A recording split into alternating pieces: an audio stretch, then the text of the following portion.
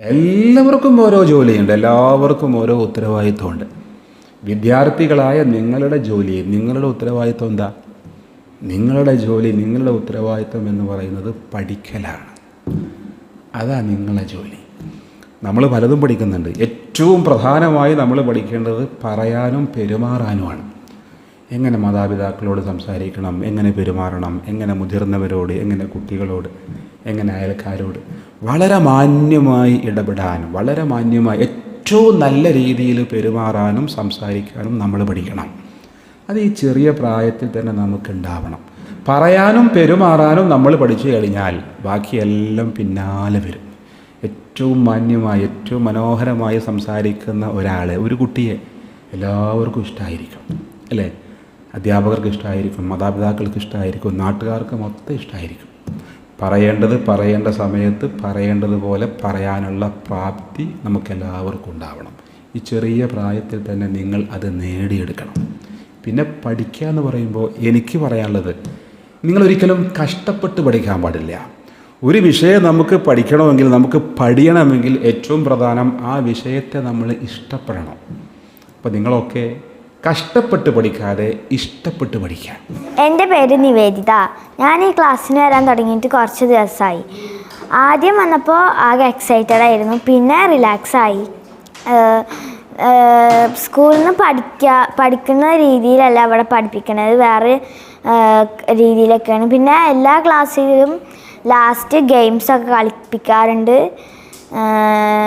പിന്നെ ഇവിടെ AC ഉണ്ട്, സ്പീക്കറും മൈക്കും ഒക്കെ ഉണ്ട്. പിന്നെ ഇന്ന് സ്മാർട്ട് TV മാഷ് കൊണ്ടുവന്നിട്ടുണ്ട്. ഇവിടെ 4ാം ക്ലാസ് മുതൽ പ്ലസ് 2 വരെയുള്ള കുട്ടികൾ പഠിക്കുന്നുണ്ട്. മാഷ് എല്ലാവർക്കും ഒരേപോലെയാണ് ക്ലാസ് എടുക്കുന്നത്. ഇവിടെ ഇന്നേക്ക് ഞങ്ങൾ ഹാവ്, ഹാസ്, ക്യാൻ, കൗണ്ട് ഒക്കെ പഠിച്ചു. പിന്നെ ചോദ്യങ്ങൾ ചോദിക്കാനും അതിൻ്റെ ഉത്തരം പറയാനും ഒക്കെ ഇംഗ്ലീഷിൽ ഞങ്ങൾ പഠിച്ചു. പിന്നെ ഇന്ന് ഞങ്ങൾ സ്വന്തമായിട്ടൊരു പാരഗ്രാഫ് എഴുതാനും പഠിച്ചു. എൻ്റെ പേര് മുഹമ്മദ് ഫഹദ്.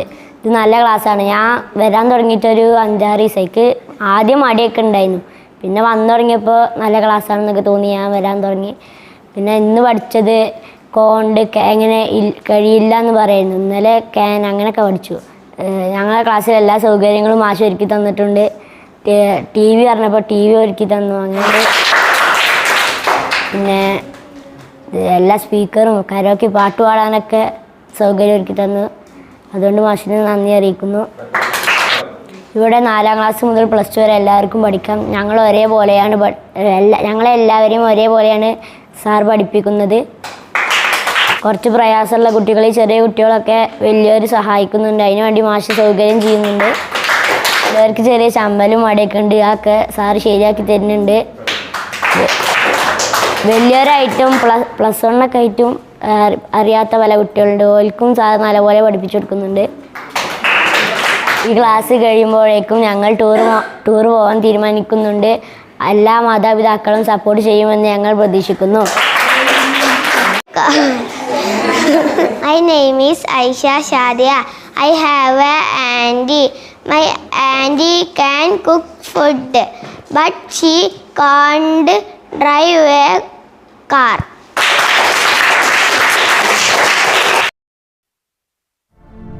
വൃത്തിയുള്ള കുട്ടികൾ നമ്മൾ കൃത്യമിലെല്ലാം ചെയ്തിടും. പരിസരം സുന്ദരമാക്കാൻ നമ്മൾ നാട്ടിൽ നന്മ ചൊരിഞ്ഞിടും. നാട്ടിൽ നന്മ ചൊരിഞ്ഞിടും. അറിവിൻ തോപ്പിലെ പൂക്കൾ നമ്മൾ വസ്ത്രം നന്നായി കഴുകിയിടും. ദേഹം വൃത്തിയിലാവാൻ നമ്മൾ സുന്ദരമായി കുളിച്ചിടും. കൽബിൻ ശുദ്ധി വരുത്തി നമ്മൾ നല്ലവരായി നടന്നിടും. നല്ലവരായി നടന്നിടും. വൃത്തിയുള്ള കുട്ടികൾ ജോലികൾ നമ്മൾ കൃത്യമിലെല്ലാം ചെയ്തിടും. പരിസരം സുന്ദരമാക്കാൻ നമ്മൾ